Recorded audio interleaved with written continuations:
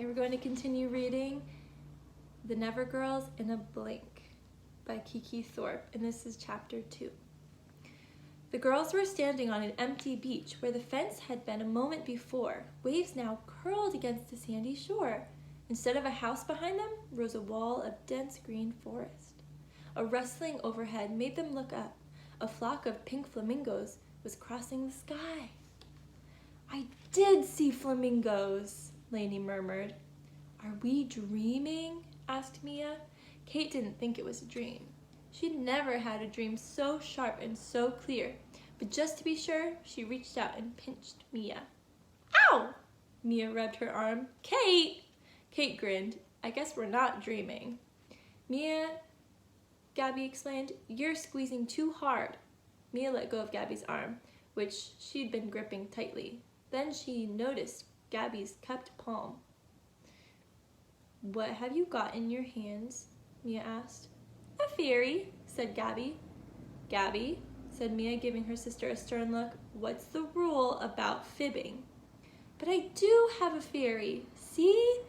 Gabby opened her hands. A real live fairy flew out. The other girls jumped back, startled. "Oh my gosh," Mia gasped. The fairy had curly brown hair and a lemon yellow glow. She looked as surprised to see the girls as they were to see her. She blinked 3 times. Then, quick as a wink, she darted away. "Come back!" Gabby cried, but the fairy didn't stop. They could see her glow zigzagging between the trees. Kate turned to her friends. "Well, don't just stand there." Her heart was pounding with excitement. "Let's follow her." Prilla raced towards Pixie Hollow, flying as fast as her wings would carry her. Right then, she would have given anything to be a fast-flying talent fairy. Of course, Prilla thought unhappily. If I were a fast-flying talent fairy, I wouldn't be in this mess. She rounded a clump of wildflowers, and Tinker Bell's workshop came into view. If anyone could help her, it was Tink. When Prilla burst through the door of the workshop, Tink looked up with a frown. She didn't like to be interrupted while she was working on her pots and pans, but she saw that look on Prilla's face and put down the saucepan she was fixing. "What's wrong?" she asked. "A problem," Prilla replied. "A big, big problem." "Well, bring it to me," said Tink. "Whatever it is, I'm sure I can fix it." "I can't bring it here," Prilla wrung her hands. "Can you come with me?" Now Tink glanced down at her saucepan. There's Tink and Prilla. "I was just in the middle of—" "It's an emergency!" Prilla begged. Tink sighed. "All right," she said. "What is the problem anyway?" "I think you need to see this for yourself," said Prilla. Grabbing Tink's hand, she pulled her out the door. When they reached the beach, Prilla stopped and hovered in the air. "They were here when I left," she cried. "They?" asked Tink. From far off, the fairies heard a shout. Tink's pointed ears pricked up. "That sounds like clumsies." "That's what I wanted to show you," said Prilla. "Come on." Prilla and Tink followed the voices into the forest, and then Tink got her first look at Prilla's problem. Or 4 problems, to be exact. 4 girls were making their way through the trees. The tallest one led the way. She had freckles, a mop of red hair, and a bouncy walk. The girl walking behind her had big glasses that kept sliding down her nose. A girl with long, curly black hair brought up the rear. She held the hands of a little girl who looked as if she might be her sister. The little girl kept pulling her hand away. Here they are. Here's the girls.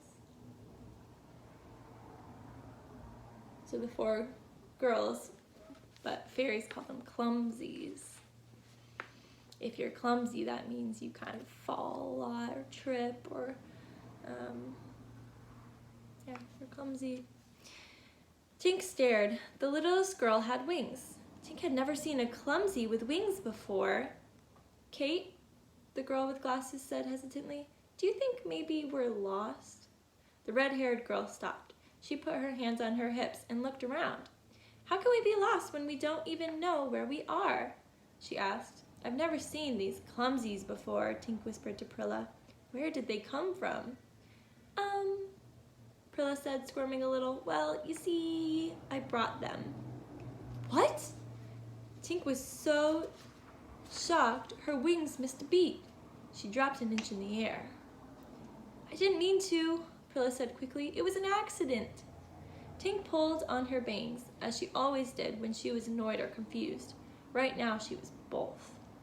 Maybe you'd better start from the beginning. I was on a blink, Prilla explained. Prilla had an unusual talent, even for a fairy. She could visit children anywhere in the world just by blinking. Prilla's talent was very important. By visiting children, she helped keep their belief in fairies alive, and fairies thrived through children's belief. Tink nodded. Go on. It was like any other blink until I tried to come back, Prilla said. When I got to Neverland, the girls were here too. I must have brought them with me. Well then, just blink them back to wherever they came from, said Tink, crossing her arms. I tried, Prilla said. It didn't work. Oh, Tink, what should I do? Tink sighed. This was the trouble with being a fairy who fixed things. Other fairies came to her with all kinds of problems, and not all of them involved pots and pans. At that moment, the little girl looked up and spotted them. My fairy's back, she cried. She brought a friend. The one with glasses said. The girl scrambled to get a closer look. Ooh, see her tiny ponytail? And her little leaf dress? Look at the pom-poms on her shoes. She's so cute. I'm not cute, Tink exclaimed. Tink had never been very fond of clumsies, except for Peter Pan, of course. And these girls seemed like a particularly silly bunch. Prilla, these girls don't belong in Pixie Hollow. Send them home. But Tink, Prilla began. Just then they heard the whispers of wings. A third fairy appeared in the glen. It was Spring, a messenger. Prilla and Tink flew over to her. Come to the home tree at once, Spring told them. What is it? Prilla asked, her heart sinking. Spring glanced at the four girls. Bring your clumsies. The queen wants to have a word with you.